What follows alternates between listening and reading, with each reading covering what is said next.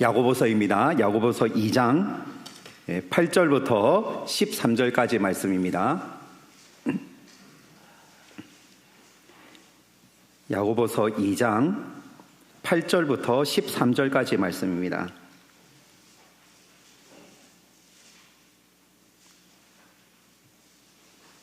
야고보서 2장 8절에서 13절까지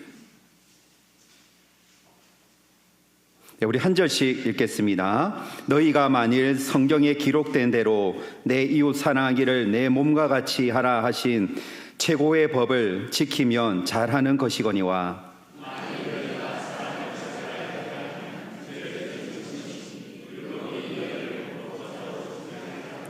누구든지 온 율법을 지키다가 그 하나를 범하면 모두 범한 자가 되나니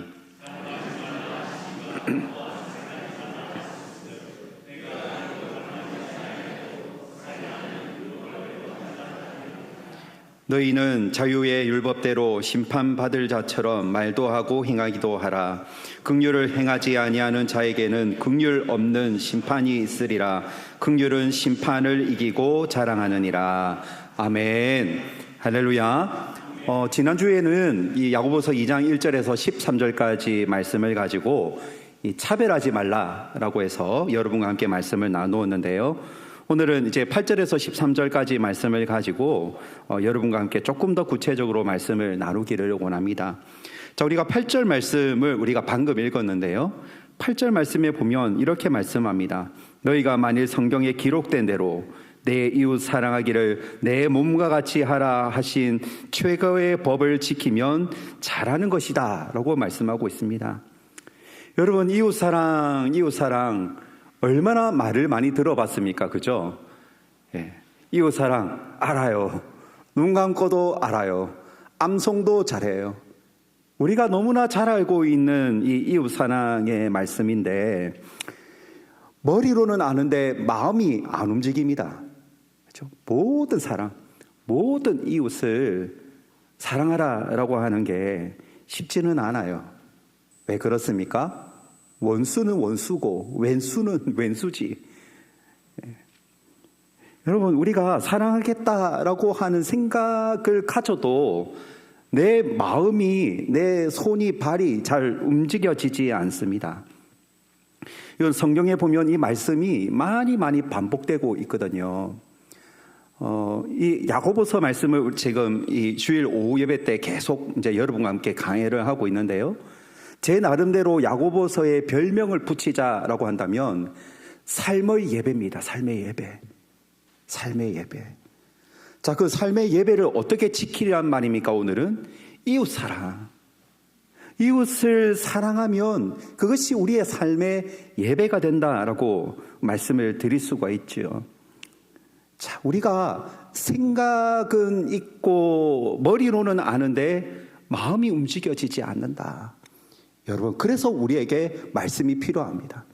하나님의 말씀이 성령으로 계속 우리에게 역사해서 삶에서 도저히 이웃을 사랑하지 못하는 우리를 결국은 움직이게 만들고야만은 이 말씀을 통해서 나타나는 성령의 역사, 그 성령의 역사가 우리 교회 가운데 충만하게 나타나게 되기를 간절히 믿고 바랍니다.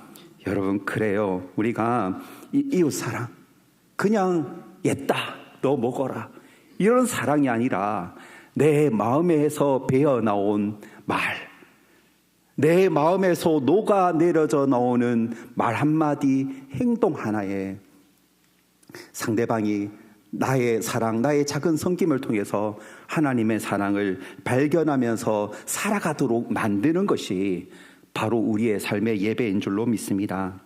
오늘 여러분 이 말씀을 가지고 두 가지로 말씀을 나누고자 하는데요.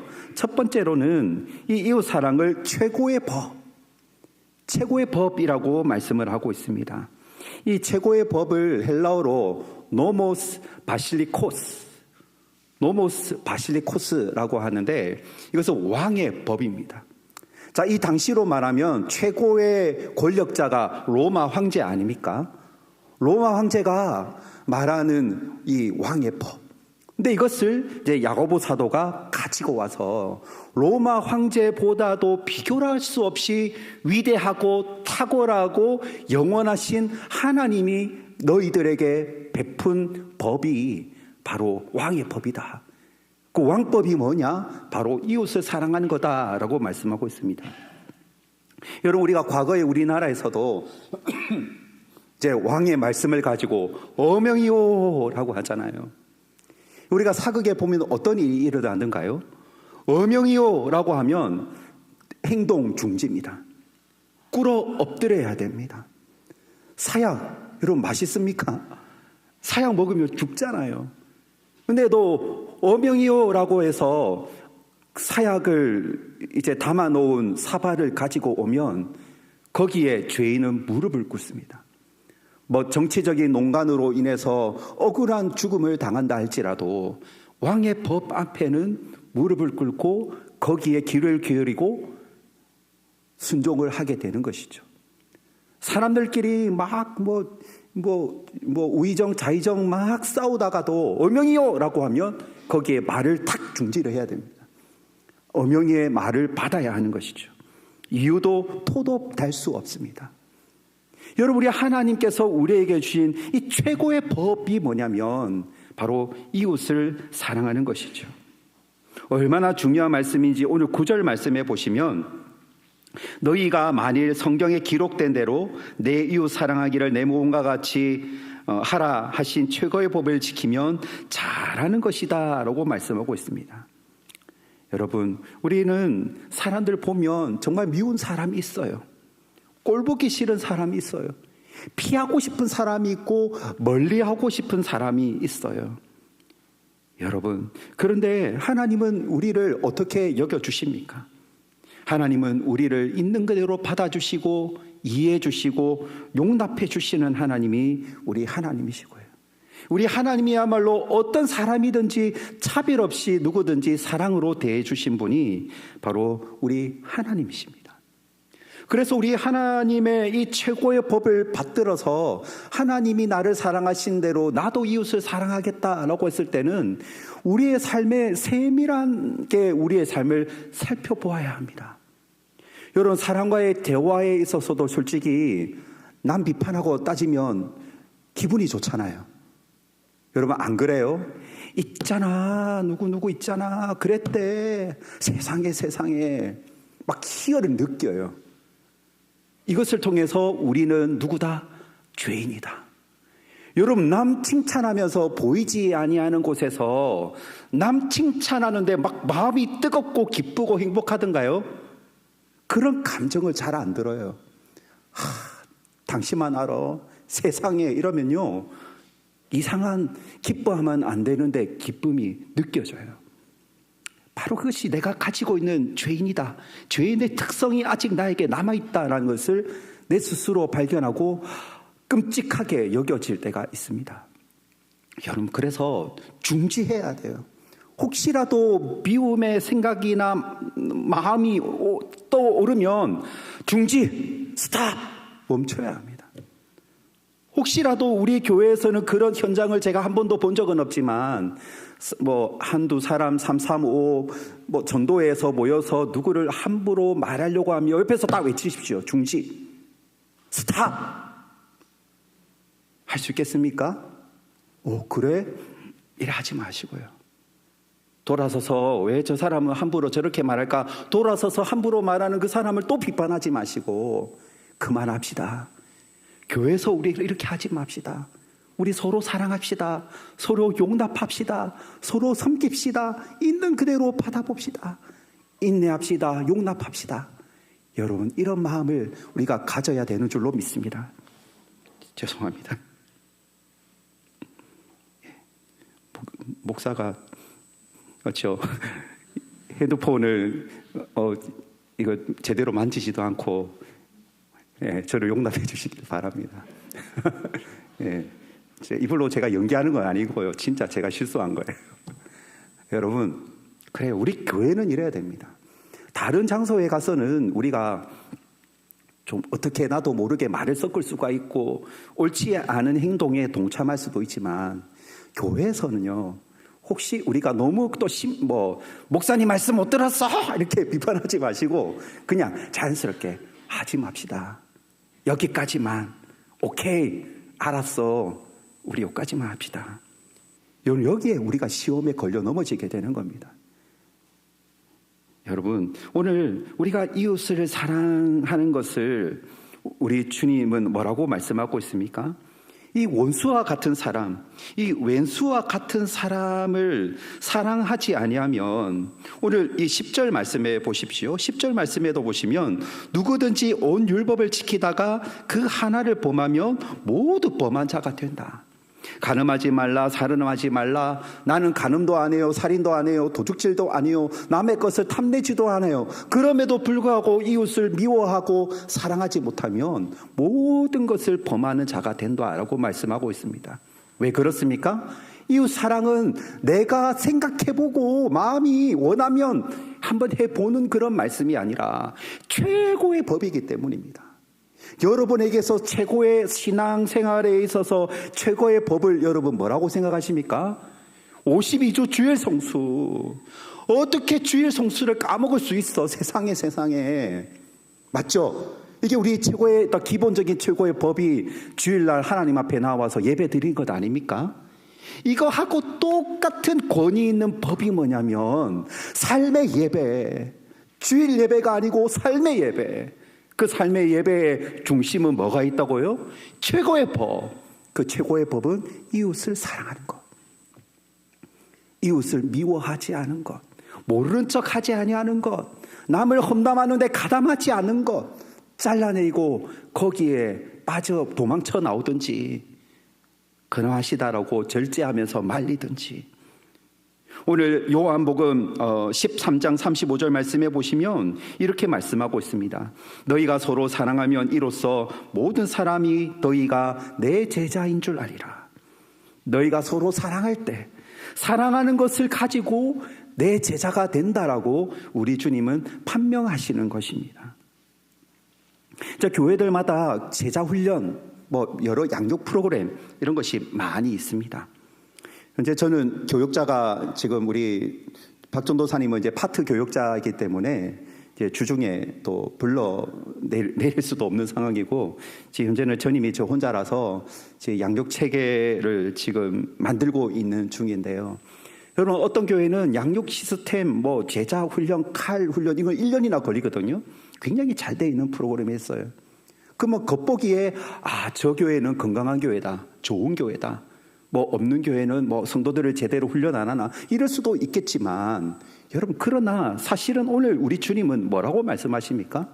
교회의 어떤 체계에서 얼마나 훌륭하게 훈련을 받고 수료증을 따고 성경 말씀을 얼마나 많이 알고 있는지에 대한 제자를 말씀하고 있는 것이 아니라 사랑하는 것이거든요. 여러분, 솔직히 이런 부정적인 말을 해서는 안 되겠지만, 여러 양육 프로그램 이거를 많이 받은 분들 중에서 교회를 시험 들게 만들고 힘들게 만드는 사람들이 얼마나 많이 있는지요. 그러면 수료증을 준 목사에게 책임이 있는 거죠. 제자 훈련 수료했습니다, 훌륭하게 훈련 잘 받았습니다라고 줬는데 사랑의 열매가 없어요. 사랑의 마음이 없어요. 사람이 더 교만해요. 사람을 더 상처를 줘요. 교회를 시험 들게 만들어요. 여러분, 그런 제자로 우리가 있을 바에, 내가 알고 있는 제자 훈련을 내가 못 받아서 또 우리 80 넘으신 우리 성도님들 제자 훈련 받으라고 나오시겠습니까? 난 나이도 많고 못 나오실 가능성이 크겠죠. 말씀을 들어도 까먹어버리고, 들었던 말씀 또 들으면 또 새롭고. 여러분, 그럼에도 불구하고 내가 배운 말씀을 까먹는다 할지라도 하나님 사랑, 이웃 사랑, 이것을 진실로 사랑할 때 오늘 예수님이 누구라고요? 너희가 내 제자인 줄 아리라 라고 말씀을 하고 있는 것입니다. 사랑하는 여러분, 사랑하시기를 바랍니다. 여러분, 서로 사랑하시기를 바랍니다. 여러분, 우리 예수님은 어떤 분이세요? 제자들을 사랑하실 때 끝까지 쉬지 않고 중단하지 않고 실망하지 않고 제자들을 끝까지 사랑하신 분이 우리 예수님이십니다. 돈 욕심에 탐욕에 자기의 선생님을 팔아먹인 그런 가룟 유다까지도 끝까지 우리 주님은 인내하고 자기의 죄를 고백하고 돌아올 수도 있겠다라는 마음으로 기다려주신 분이 바로 우리 예수님이십니다. 여러분, 그러하기에 우리가 주님을 믿고 주님을 따르는 것에 있어서 우리의 삶에 미움이라는 것은 따라올 수가 없습니다. 미움을 가지고 차별을 가지고 구별해서 사랑하는 그 마음을 가지고 나 예수님의 제자요라고 할 수 없는 것입니다. 잘라내야 되는 것이죠. 끊어야 되고 벗어버려야 되는 것이 바로 사람을 차별하는 것, 미워하는 것, 험담하는 것인 줄로 우리가 믿어야 될 줄로 믿습니다. 두 번째로는요, 심판이 있음을 기억하고 긍휼을 기다리는 저와 여러분들이 되어야 하는 줄로 믿습니다. 오늘 13절 말씀에 이렇게 말씀하고 있습니다. 긍휼을 행하지 아니하는 자에게는 긍휼 없는 심판이 있으리라. 긍휼은 심판을 이기고 자랑한다라고 말씀하고 있습니다. 여러분, 우리는 예수님이 우리를 긍휼히 여겨주셨듯이 우리도 모든 사람에 대해서 긍휼히 여겨야 되는 줄로 믿습니다. 여러분, 우리도 하나님의 심판대 앞에 서게 될 것입니다. 우리가 주님의 심판대 앞에 선다고 우리가 이미 받은 구원이 취소가 되는 것은 절대 아니거든요. 그럼에도 불구하고 하나님의 심판대 앞에 서서 천국문에 들어가기 전에 예수님이 우리한테 물으시는 바가 있다는 것입니다. 얼마나 사랑했느냐, 얼마나 긍휼을 베풀었느냐, 얼마나 용납했느냐, 그것을 우리에게 물어보실 때가 있다는 것입니다. 우리는 내일 시작되는 월요일날 천국에 안 갈 가능성이 큽니다. 여러분은 여전히 내일 아침에 눈을 뜰 때도 살아 계실 거예요.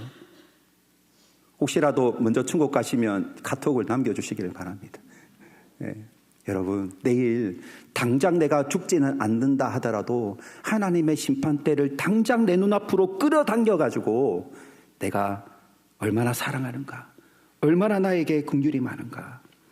베드로전서 1장 17절 말씀에 보시면 외모로 보시지 않고 각 사람의 행위대로 심판하시는 이를 너희가 아버지라 부른즉 너희가 나그네로 있을 때를 두려움으로 지내라 라고 말씀하고 있습니다.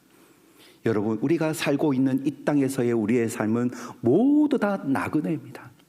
부자도 나그네고 월세집도 나그네고 이 원룸에 살아도 나그네고 대골 같은 집에 넓게 살아도 나그네고 우리 모두는 나그네예요.